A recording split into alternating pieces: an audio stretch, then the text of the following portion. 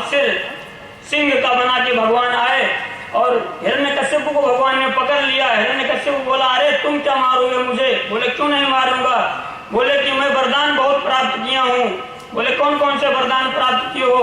बोले, 12 महीने में कभी ना मरूंगा। बोले, कौन सा 13वां मास तुम्हारे लिए बनवा दिए हम, मलमास जिसको बोलते हैं।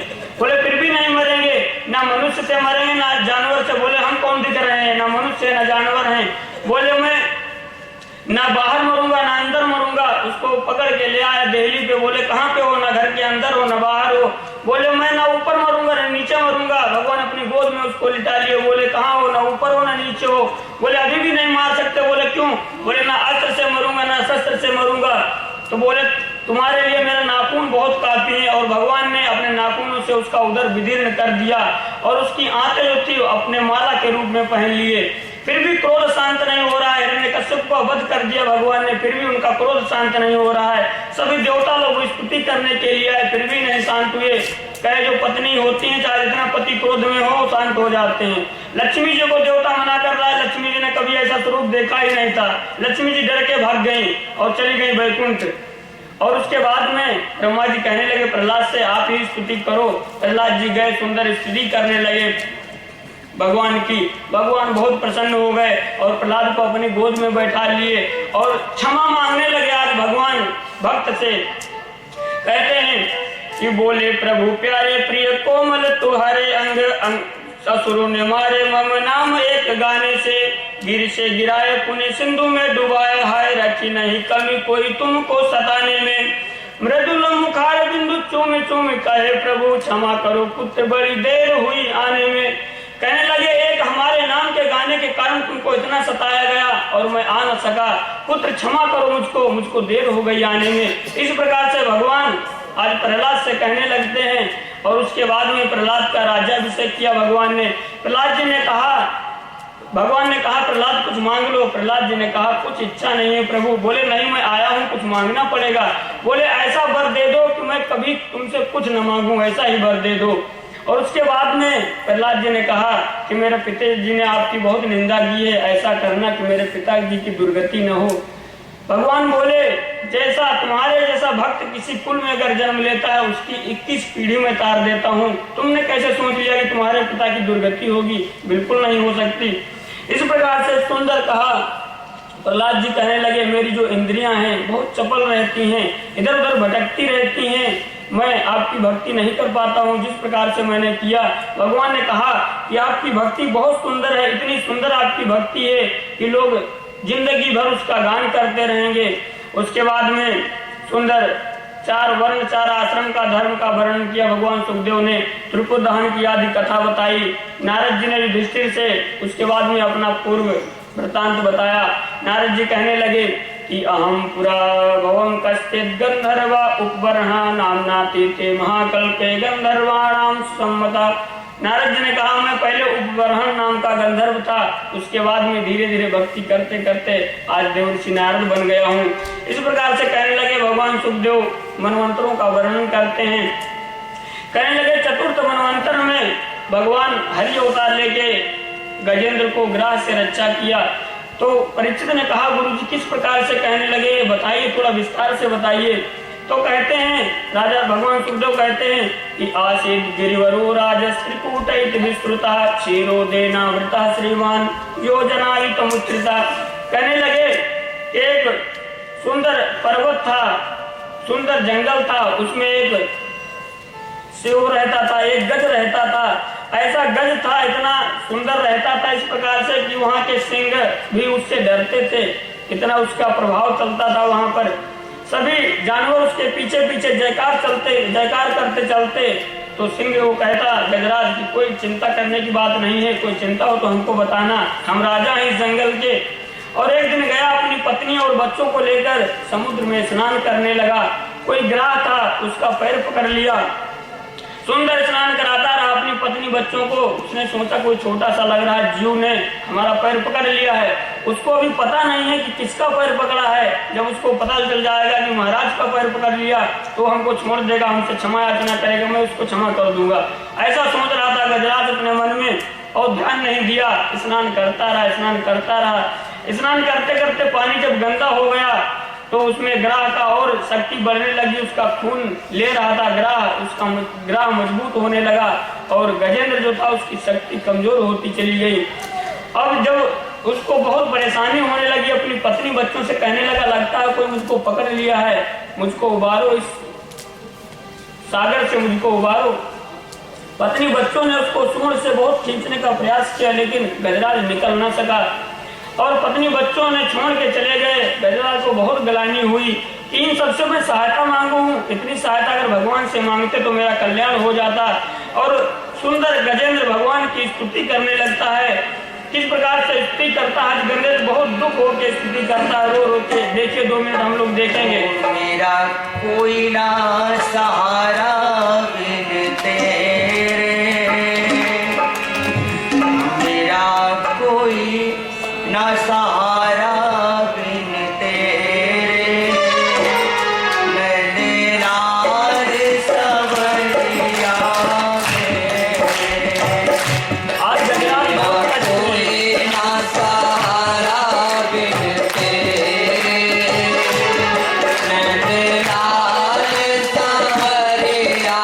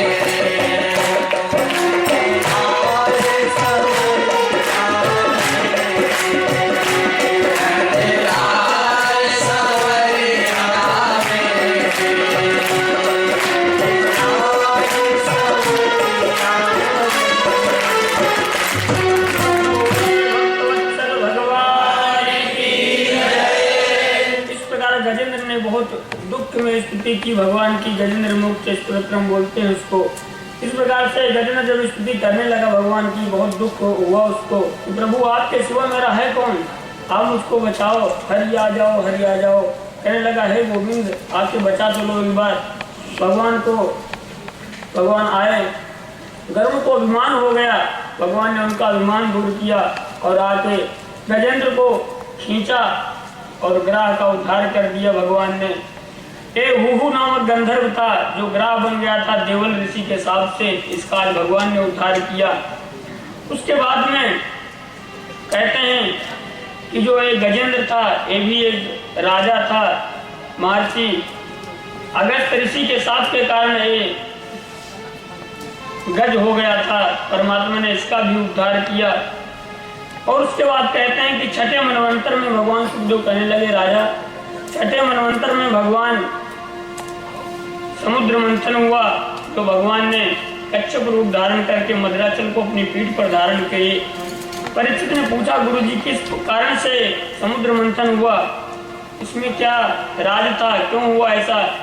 उन्होंने कहा यदा दुर्वासा सापाद सेन्द्रालोकास्त्रयो नृप। कहने लगे एक बार राजा जो थे दुर्वासा ऋषि थे, एक बार वैकुंठ धाम गए, भगवान ने अपनी प्रसादी माला उनको दी और दुर्वासा ऋषि वो प्रसादी माला को लेकर आ रहे थे। रास्ते में इंद्र मिल गए, दुर्वासा ऋषि ने प्रसन्न होकर वो माला इंद्र को दे दी कि मैं भगवान के यहाँ से आ रहा हूँ, ये प्रसाद दिया भगवान ने, आप लीजिए। इंद्र को दे दिया। इंद्र थोड़ा अहंकार में अपने गजराज के गले में उस माला को पहना दिया, गजराज ने तोड़कर उसको पैरों के नीचे डाल दिया। ऐसा अपराध बिल्कुल नहीं करना चाहिए, भगवान की चढ़ी हुई माला कभी अपराध नहीं करना चाहिए। तो दुर्वासा ऋषि ने साफ दे दिया कि तुम राज्य लक्ष्मी से अपनी च्युत हो जाओगे, इतना तुमने अपराध किया है। तो जब देवताओं ने सुना कि राजा इंद्र को श्राप लग गया है तो देवता पुनः स्वर्ग पे चढ़ाई कर दिए और वहां पर देवताओं को हरा दिए। उसके बाद में भगवान के पास देवता गए, भगवान ने कहा कि अब तुम दैत्यों से संधि कर लो, दैत्यों से संधि कर लोगे तो तुम्हारा कार्य सिद्ध हो जाएगा। जिस प्रकार से चूहा और सांप रहते हैं